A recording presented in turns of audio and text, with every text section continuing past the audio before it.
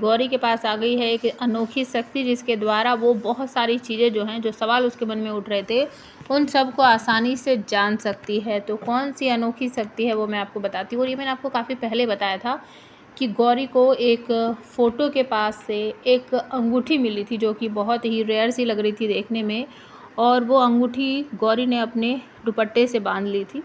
वही अंगूठी अब गौरी ने अपने उंगली में पहन रखी है। और विहान के साथ लड़ाई झगड़ा होने के बाद जब वो उसको अंगूठी को अपने हाथ में ले रही थी, तो वो अंगूठी जो है बहुत ज़्यादा शाइन कर रही थी, मतलब कि एक तरह से चमक रही थी, ग्लो कर रही थी।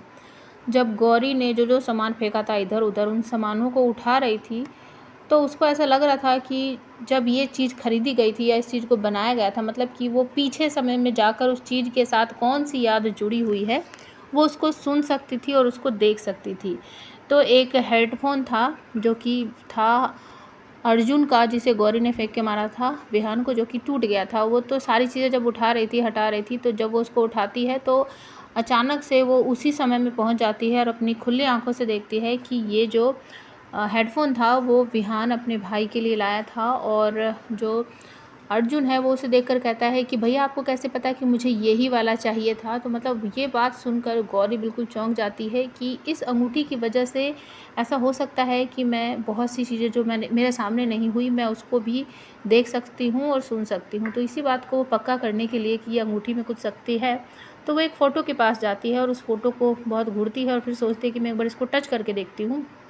तो एक हाथ में उसकी अंगूठी रहती है और दूसरे हाथ से जब वो उस फ़ोटो को टच करती है, फैमिली फ़ोटो रहती है वो, तो उसे दिखाई देती है कि जीजी खड़ी हैं और वो कह रही है कि यादों को संजो कर रखा जा सकता है, चलो हम एक फ़ोटो क्लिक करते हैं। तो वो उसको देखकर भी चौंक जाती है, उसे समझ नहीं आता कि आखिरकार हो क्या रहा है।